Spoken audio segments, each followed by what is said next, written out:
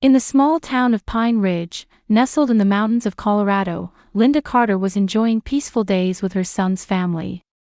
As the evening sun cast a warm light through the large windows into the living room, Linda watched with joy as her grandson Oliver diligently practiced at the piano. "Oliver, take that part slowly. There's no need to rush," Linda said gently. Oliver nodded with a serious expression. The way his small fingers carefully pressed the piano keys reminded her of her late son, Daniel. Linda had taught piano to local children for over 30 years. Even after retiring, she continued giving special lessons only to Oliver, her only grandchild. Linda's only son Daniel ran a small music store called Carter's Music in the center of town. Besides work, he enjoyed playing with a band he had formed with friends on weekends. His love for music was truly passed down from mother to son. "Mom, it's tea time," Jessica's voice called from the kitchen, and Oliver stopped practicing and left the piano. Jessica was a young woman who had come to town 5 years ago as a freelance graphic designer.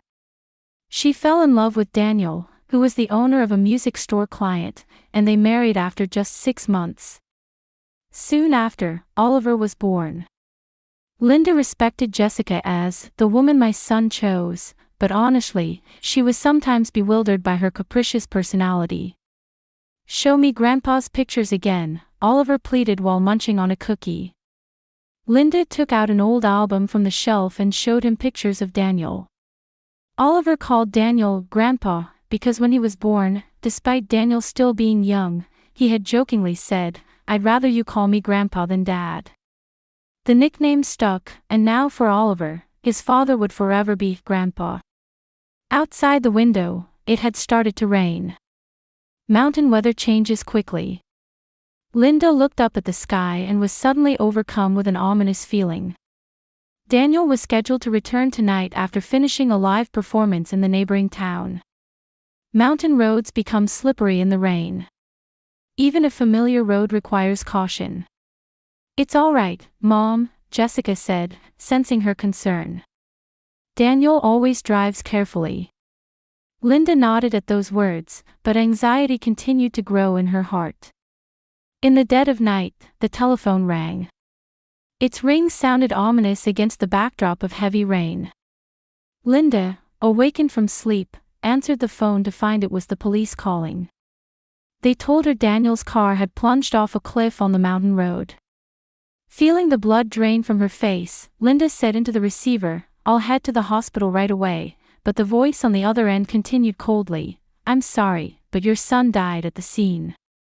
From that day on, the family's life changed completely. Jessica collapsed in tears, and Linda had to suppress her own grief to support her and Oliver. Though little Oliver couldn't fully comprehend his father's death, he keenly sensed the family's sorrow. On the day of the funeral, people from all over town gathered at the small church. Daniel had been loved by the locals. Linda tried to stay strong, but when it came time to say a final farewell to her son's coffin, tears flowed freely. Oliver tightly gripped her hand and said in a small voice, "Grandma, don't cry." At those words, Linda renewed her determination to be strong for her grandson. As time passed, life gradually returned to normal. Linda reopened her piano school, and Jessica took on more freelance work. Oliver spent more time at the piano, beginning to develop the musical talent that was his father's legacy. However, just as they were starting to recover from their sense of loss, Jessica's behavior began to change. She started coming home late at night and increasingly left Oliver's care to Linda. When Linda inquired out of concern, Jessica brushed it off, saying, "I just need a change of pace." One summer evening, Jessica returned home more excited than usual. After dinner, once Oliver was asleep, she handed Linda a glass of wine and sat down in a chair. "Mother-in-law, actually. I've met someone new," Jessica said. Linda couldn't hide her shock at Jessica's words. It hadn't even been a year since Daniel died. "His name is Robert. He runs a real estate company in Denver. Since meeting him, I feel like I can finally look forward again." Linda held her glass and listened in silence. Jessica's face showed a vitality that had been absent for a long time. However, anxiety spread through Linda's heart. She glanced toward Oliver, thinking of her grandson sleeping in his small room. A black luxury car pulled up in front of Linda's house. The man who stepped out of the car was distinguished by his well-groomed gray hair and expensive suit. Robert Harrison, Jessica's new boyfriend. In his hands was a large package, which he offered to Oliver. "So you're Oliver. I've heard about you from your mom," he said. Oliver timidly accepted the package and opened it to find a remote-controlled car. It was a gift that would delight any child, but Robert's eyes weren't smiling. When Oliver thanked him, Robert simply nodded and averted his gaze. "I'm not good with children. Sorry about that." Linda felt uncomfortable at his words. Was this man really thinking about Jessica and Oliver's future? However, Jessica seemed already enthralled by Robert's charm and would dismiss any concerns about his behavior, saying, "Robert is a busy man. Once you get used to him, I'm sure you'll get along." Once a week, Friday night became the night when Jessica went out on dates with Robert. Linda was happy to look after Oliver. The bond between grandmother and grandson deepened, and Oliver's piano skills improved. Meanwhile, Jessica spent less time at Linda's house, and her words to Oliver grew shorter. On a November morning when the first snow fell, Jessica called Linda into the kitchen and, while brewing coffee, began, "I'm getting married to Robert." Linda tried to smile, but her expression froze at Jessica's next words. "But he's hesitant about marrying a woman with children. Especially a boy." "What do you mean?" "Oliver is your son." Linda's voice trembled. Jessica stared out the window and said, "I know. But Robert has promised me a big house and a new life. He's giving me a fresh start." "A fresh start? What about the memories with Daniel? What about Oliver?" Jessica shrugged. "Oliver is attached to you. You could surely." "Jessica, what are you saying?" Linda couldn't contain her indignation. "Oliver is your child. He needs his mother." From that day on, the relationship between Jessica and Linda grew cold. Jessica was increasingly absent from home, and Oliver, sensing this, began to show signs of anxiety. "What's wrong with Mom?" Oliver would ask in a small voice, and Linda would cover for Jessica, saying, "Mom's just busy with work," but in her heart, she feared that Jessica might truly leave Oliver behind. On a Saturday when Linda had a gardening club meeting, she left the house for a short time. Upon returning, the house was eerily quiet. "Jessica? Oliver?" There was no answer. A note lay on the table. "I'm starting a new life. Please take care of Oliver. I hope you'll understand someday." Linda immediately called Jessica's cell phone, but it was turned off. Despite her panic, Linda waited all night. Perhaps Jessica had just gone out with Robert. Maybe she had taken Oliver with her. But by the next morning, there was still no sign of them, and Linda decided to contact the police. "Do you have a picture of your grandson?" the young officer asked. To be honest, if his mother took him, this becomes a family matter. Disappointed, Linda returned home and continued calling Jessica. She left voicemail messages and sent emails. There was no response. It was as if the two had vanished from the world. Late that night, the house phone rang. "Is this Mrs. Carter?" "This is Detective Johnson from the Colorado State Police." Linda clutched the receiver with trembling hands. "Your grandson, Oliver Carter, has been found in a forested area of the Rocky Mountains." "What?" Linda couldn't believe her ears. "What do you mean?" "A family camping reported finding a boy off the hiking trail. The boy identified himself as Oliver Carter and gave us your contact information. He's currently at Mountain View Police Station. Could you come immediately?"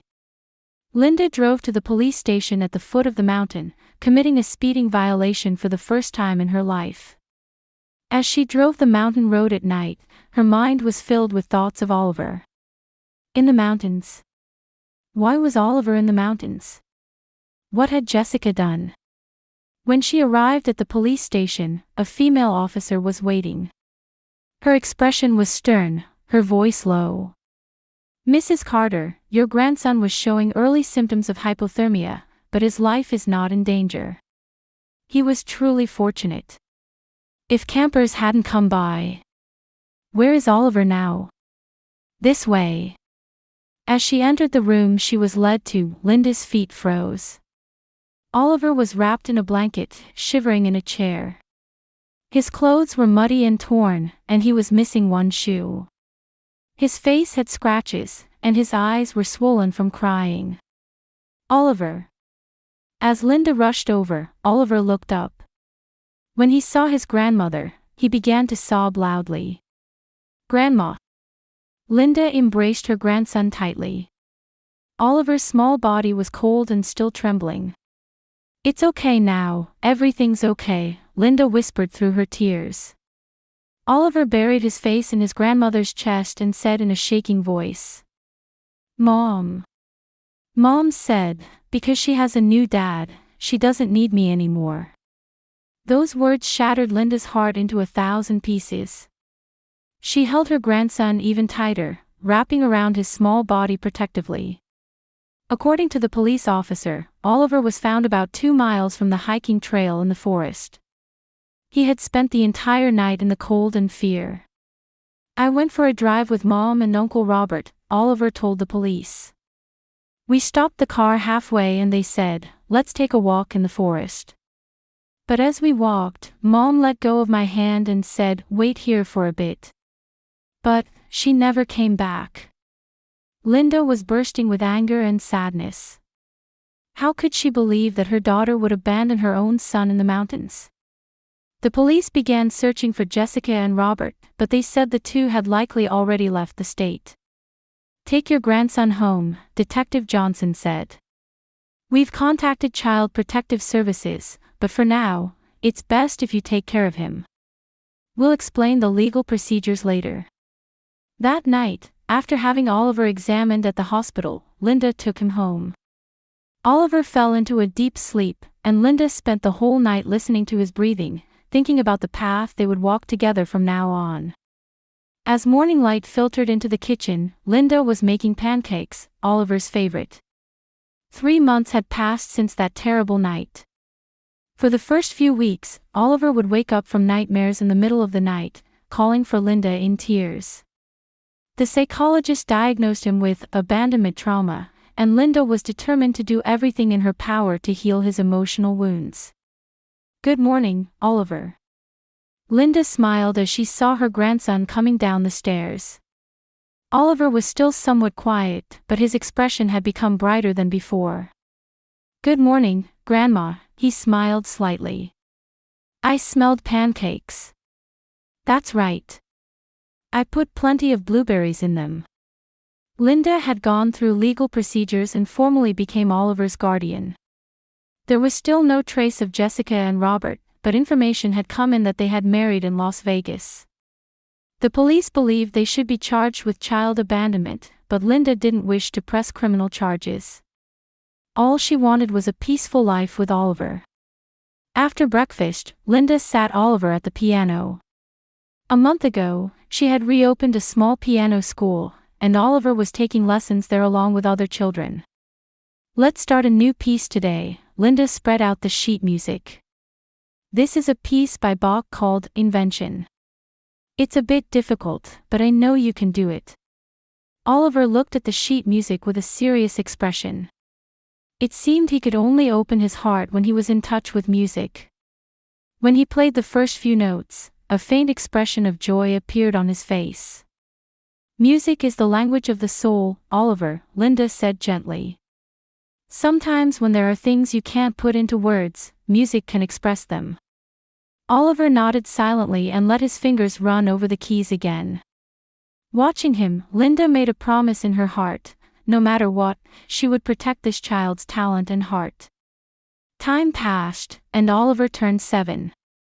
A small birthday party was being held in the backyard of Linda's house. Friends from Pine Ridge Elementary School and students from the piano school gathered to celebrate Oliver's birthday. He had become less shy than before, but still didn't like standing out in large groups. "Let's cut the cake." Linda brought out a large chocolate cake. The candle flames reflected in Oliver's eyes as he looked up at Linda's face. "You make a wish before blowing them out," one of his friends said. Oliver thought for a moment, closed his eyes, and then blew out all the candles at once. The children cheered. "What did you wish for?" Linda asked later when they were alone. Oliver answered quietly, "That I could stay with Grandma forever." Linda felt a warmth in her chest. "Of course, Oliver. We'll always be together." That night, after Oliver had gone to sleep, Linda opened a letter from her lawyer. It stated that Jessica's whereabouts had been determined. She had apparently been spotted in Reno, Nevada. However, she had shown no indication of claiming custody of Oliver. Linda breathed a sigh of relief. She didn't harbor resentment against Jessica. She only wished for Oliver's peaceful life to continue. As the seasons changed, Oliver turned 10. His piano skills had improved remarkably, to the point where he was winning local music competitions. Linda continued teaching while supporting Oliver's musical activities. "Mrs. Carter, your grandson truly has talent," said Joseph Anderson, the director of the Colorado State School of Music, addressing Linda. After listening to Oliver's performance, he was recommending Oliver for a special junior program. "If he continues to develop his talent this way, a future as a concert pianist is not just a dream." Linda was filled with pride. But at the same time, as Oliver's talent grew, she also worried whether he could completely escape the shadows of his past. Oliver, returning home from school, was playing the piano in the living room while telling Linda about his day. He had grown taller and had developed into a boy with gentle eyes and a kind smile resembling Daniel's. "The teacher said I should try Beethoven's sonata. It looks difficult, but I want to give it a try." Linda nodded with a smile. "I'm sure you can do it. Just don't push yourself too hard." Oliver sat next to Linda and showed a hesitant expression. "Grandma, there's something I want to ask." "What is it?" "My mother. I sometimes remember Mom. I wonder where she is now." Linda caught her breath. She knew this moment would come someday. She placed her hand on Oliver's shoulder. "Your mother chose her own path. Sometimes, even adults make wrong choices. But having you here, being able to spend time with you, is the greatest gift to me." Oliver thought for a while, then slowly nodded. "I feel the same way. I'm happy to be with you, Grandma." Linda was relieved at those words. The wounds of the past might not have completely disappeared, but the bond they had built together had grown stronger than those wounds. Around his 12th birthday, Oliver began participating in a junior program at a renowned music school in the state. On weekends, he traveled to Denver for formal lessons. As a talented young pianist, his name gradually became known in the music world. "Grandma Linda," Oliver called during a break in practice. "Will you listen to this piece?" He began to play a piece that Linda had once taught Daniel. Linda felt her eyes grow hot with emotion. Oliver had a passion for music like his father, and his talent was blossoming even further. "Wonderful, Oliver," Linda applauded. "Your father must be so proud of you in heaven." At 13, Oliver was featured in the local newspaper as a young musical talent. The article included a photo of his concert and a brief interview. "My driving force is my grandmother. She taught me to love music and to never give up." Following that article, support from locals increased, and Oliver's concerts were always packed. His performances were praised not only for their technical accuracy but also for a depth of emotion that seemed beyond his young age. In the spring when Oliver turned 15, he was set to compete in a national young musicians competition. This competition was known as a gateway for talented youth. Just before the competition, Linda celebrated her birthday. Oliver took time from his practice to prepare a homemade dinner. "Happy birthday, Grandma," he placed a cake in front of Linda. "I've grown up thanks to you. That's why I want to give an especially good performance at this competition." Linda smiled as she gazed at her grandson. 10 years since that rainy night. They had overcome many difficulties and had now become an irreplaceable family. In her heart, Linda vowed to continue supporting Oliver's dreams. On the day of the competition, Linda stood by Oliver, encouraging him. Oliver appeared a bit nervous, but his eyes shone with determination. "I'm always proud of you, Oliver," Linda held his hand. "Whatever the outcome, I know you'll give your best performance." Oliver nodded and headed to the green room to prepare for his performance. Linda sat in the audience, reflecting on their journey. The small boy who had been abandoned in the mountains was now preparing to stand proudly on a national stage. Tears welled in her eyes. They were not tears of sadness, but of pride and love. Then, Oliver's name was announced. Oliver took a deep breath and nodded toward Linda. "I'll play for you, Grandma." As she watched Oliver walk onto the stage, Linda felt a warmth in her chest. It had been 10 years since that night he was abandoned in the mountains. That small, wounded soul now shone brightly. From the audience, a mixture of anticipation and tension could be felt. Notable musicians and instructors sat in the judges' seats, and scouts and music professionals could be seen throughout. Oliver bowed to the audience and sat at the piano. A moment of silence. Then, his fingers touched the keys. The moment the first note sounded, the atmosphere in the venue changed. Oliver had chosen Chopin's Ballade No. 1. He played this technically challenging piece as if weaving a story.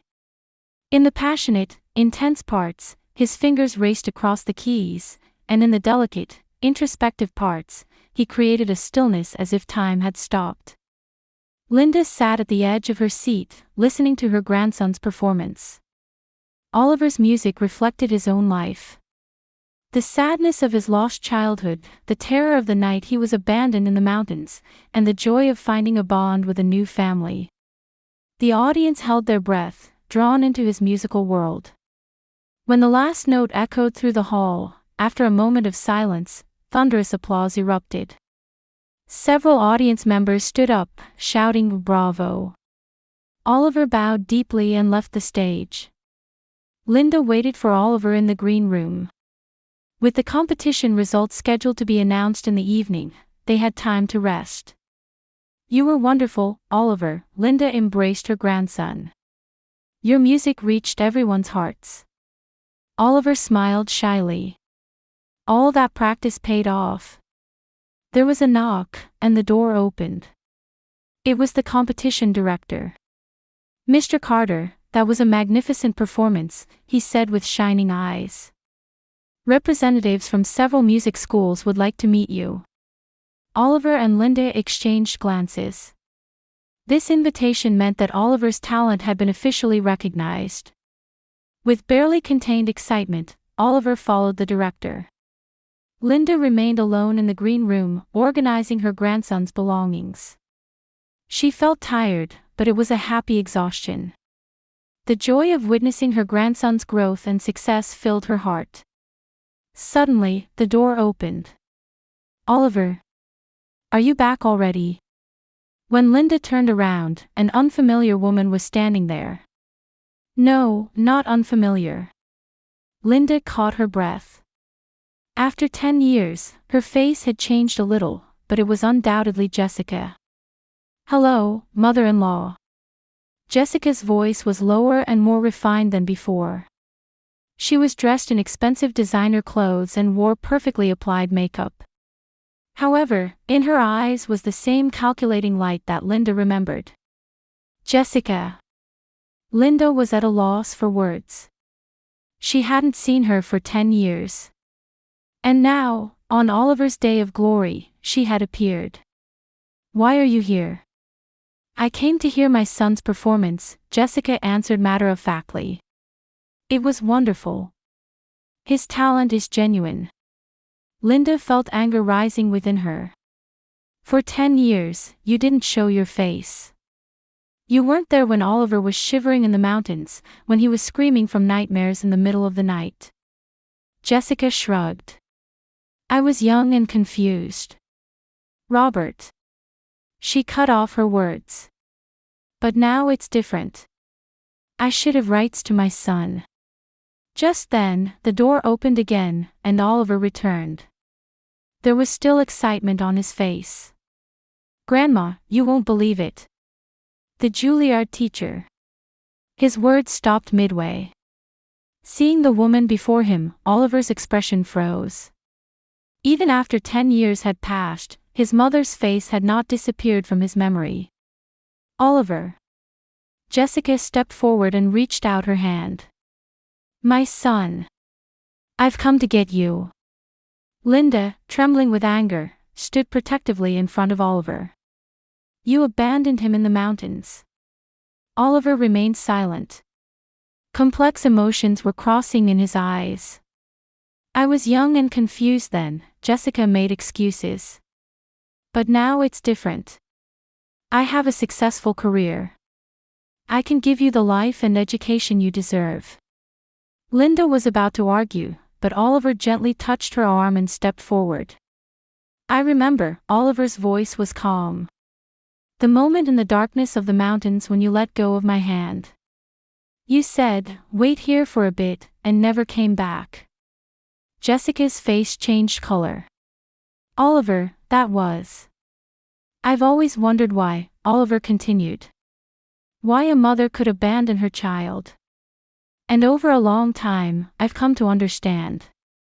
True family is determined not by blood ties, but by love."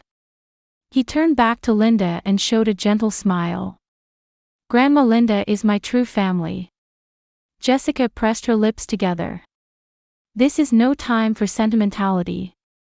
Legally, I am your guardian. I've hired a lawyer. My career is going well, and I can provide an environment that will nurture your talent." Oliver looked at her calmly. "I'm no longer that 5-year-old child. I'm old enough to make my own choices." He stood beside Linda and took his grandmother's hand. "The 10 years I've spent with Grandma are my whole life. Grandma taught me not just music, but love and compassion as well." Jessica's face flushed red, and she retorted, "Legally, I am your guardian." But Oliver was no longer listening to her and turned his back. "Let's go, Grandma. It's time for the results announcement." Linda looked proudly at her grandson. He had grown. The wounded little soul was now a young man with a strong core. As they were about to leave the green room, Jessica threw one last comment. "Don't think this is over. I won't give up." Oliver didn't look back. In the solemn courtroom of the Colorado family court, on the wooden benches sat residents of Pine Ridge who supported Linda and Oliver. On the opposite side were Jessica in sophisticated attire and her team of expensive lawyers. Considering the future of a talented son, living with a young mother would be best, Jessica's lawyer argued. "Mrs. Carter is already 71. Does she have the physical strength left to support Oliver's education and future career?" Linda's lawyer stood up quietly. For 10 years, it was Linda Carter who raised Oliver. During that time, the defendant, Jessica Carter, never once made contact or paid child support. Standing at the witness stand, Oliver surveyed the entire courtroom. His eyes were calm, and his voice unwavering. "I remember that night," he began. "At 5 years old, I was left alone in the darkness of the mountains. I was cold, scared, and cried continuously." The courtroom fell silent. "But Grandma came for me. For the next 10 years, Grandma gave me love and security. It was Grandma who nurtured my musical talent and taught me what's important as a human being. Oliver looked straight at the judge. I am no longer a child. I should have the right to decide my own future. And I choose to live with my grandmother. On Judgment Day, the judge dismissed Jessica's custody claim. Considering the best interests of the child, I rule that Linda Carter, who has provided a stable environment, should continue to be Oliver's legal guardian. Jessica's face changed color, and she was discussing in hushed tones with her lawyer. The judge continued. Furthermore, for the crime of child abandonment, I sentenced Jessica Carter to 3 years of probation. Linda and Oliver quietly embraced. Finally, they were freed from their long anxiety. 3 years later, in New York, 18-year-old Oliver had gained admission to Juilliard School of Music on a full scholarship. Linda had also moved to a small apartment in Manhattan to support her grandson's new life. Grandma, today's rehearsal went well, Oliver reported as soon as he got home. I've been selected as the soloist for next month's concert. Linda proudly watched her grandson's growth. The small boy who had trembled in the mountains was now preparing to spread his wings to the world. On the day of the concert, Oliver performed Tchaikovsky's Piano Concerto. The audience was captivated by his passionate performance and gave him a standing ovation. After the curtain call, Oliver noticed a woman standing at the back of the auditorium. It was Jessica. After the concert, he approached her. You came. Jessica had lost some weight, and her previous glamour had faded. That was a wonderful performance, she said quietly. I don't hate you, Oliver said. But we can't go back to the past. I'm going to walk my own path from now on.